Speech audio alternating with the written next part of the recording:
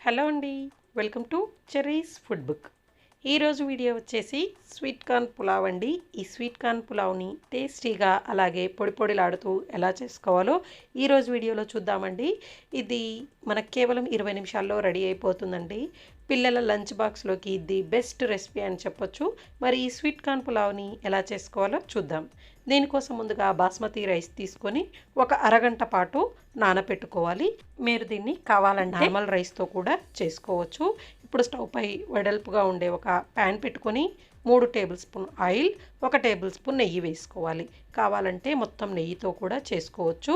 Oil బాగా వేడైన తర్వాత 3 బిర్యానీ ఆకు, 2 ఇంచుల దాల్చిన చెక్క, 5-6 లవంగ మొగ్గలు, 3 ఇలాచి, అలాగే బిర్యానీ పువ్వు ఒక 2 వరకు వేసుకోవాలి. అలాగే 1 స్పూన్ షాజీరా కూడా వేసుకొని ఈ మసాలాల్ని ఆయిల్లో 1 నిమిషం పాటు బాగా ఫ్రై చేసుకోవాలి. ఇలా మసాలాలు వేగాక మీడియం సైజు ఉల్లిపాయని ఇలా పొడవుగా కట్ చేసుకొని వేసుకొని దీన్ని బాగా ఫ్రై చేసుకోవాలి.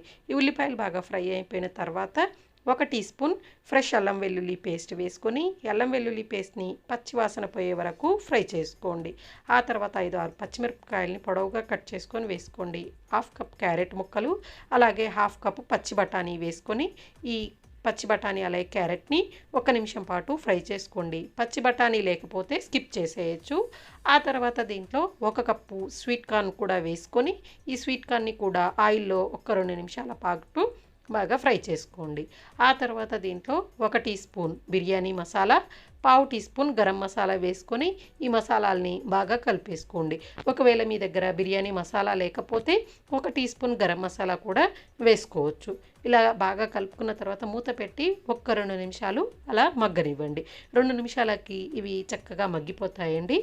ఇప్పుడు మూత తీసి ఒకసారి బాగా కలుపుకొని ఇందులో నీళ్ళు అనేవి వేసుకోవాలి. నేను ఈ కప్పుతో 2.5 కప్పుల బాస్మతి రైస్ తీసుకున్నానండి. అంటే 4 కప్పుల నీళ్ళు అనేవి వేసుకోవాలి.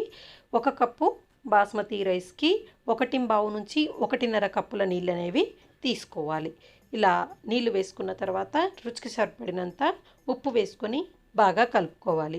ఒకవేళ మీరు బాస్మతి రైస్ కాకుండా నార్మల్ రైస్ వాడుతున్నట్లయితే 1 కప్పు బియ్యానికి 2 కప్పుల నీళ్ళు అనేవి వేసుకోవాలి. ఇలా నీళ్లు మరుగుతున్నప్పుడు మనం ముందుగా నానబెట్టుకొని ఉంచుకున్న ఈ బాస్మతి రైస్ వేసుకోవాలి. వేసుకొని ఒకసారి బాగా కలుపుకోవాలి. ఇలా ఒకసారి బాగా కలుపుకున్న తర్వాత ఇప్పుడు దీనిపైన మూత పెట్టి హై ఫ్లేమ్లో ఒక 3-4 నిమిషాల పాటు ఉడికించుకోవాలి. ఇలా ఒక 3-4 నిమిషాలు ఉడికించుకుంటే మనకి ఇది ఆల్మోస్ట్ సగం వరకు కుక్ అవుతుందండి. ఇంకా సగం తడి అనేది ఉంటుంది. ఈ స్టేజ్లోనే ఒకసారి బాగా కలుపుకోవాలి. ఇలా ఈ స్టేజ్లో కలుపుకుంటేనే మనకి రైస్ అనేది పొడిగా వస్తుంది. ఇప్పుడు ఇలా కలుపుకున్న తర్వాత మూత పెట్టి లో టు మీడియం ఫ్లేమ్లో పెట్టుకొని 5-6 నిమిషాలు మగ్గించుకోవాలి. ఈలోగా మనం ఇందులోకి రైతా ఎలా చేసుకోవాలో చూద్దామండి. ముందుగా పెరుగుని తీసుకొని బాగా బీట్ చేసుకొని 1 అరకప్పు నీళ్ళని వేసుకొని బాగా కలుపుకోవాలి. ఇలా కలుపుకున్న తర్వాత దీంట్లో రుచికి సరిపడినంత ఉప్పు వేసుకొని ఒకసారి బాగా కలుపుకోవాలి. ఆ తర్వాత సన్నగా కట్ చేసిన ఉల్లిపాయలు, క్యారెట్ తురుము, కొత్తిమీర వేసుకొని బాగా కలుపుకోవాలి. ఇలా కలుపుకున్న తర్వాత దీన్ని ఈ కన్సిస్టెన్సీ ఉంటే కరెక్ట్గా సరిపోతుందండి. మరీ గట్టిగా ఉండొద్దు, మరీ లూజ్గా కూడా ఉండొద్దు. ఇలా ఉంటే సరిపోతుంది. దీన్ని ఇప్పుడు పక్కన పెట్టుకోవాలి. ఈలోగా మనకి ఈ రైస్ అనేది చక్కగా కుక్ అయిపోతుందండి 5-6 నిమిషాలకి. చూసారు కదా, మనకి రైస్ అనేది పొడి పొడిలాడుతూ పర్ఫెక్ట్గా వచ్చింది. ఇలా కుక్ చేసుకున్న తర్వాత ఇప్పుడు పైనుంచి కొద్దిగా కొత్తిమీర వేసి స్టవ్ ఆఫ్ చేసి మూత పెట్టి ఒక 5-6 నిమిషాల పాటు అలా వదిలేయండి.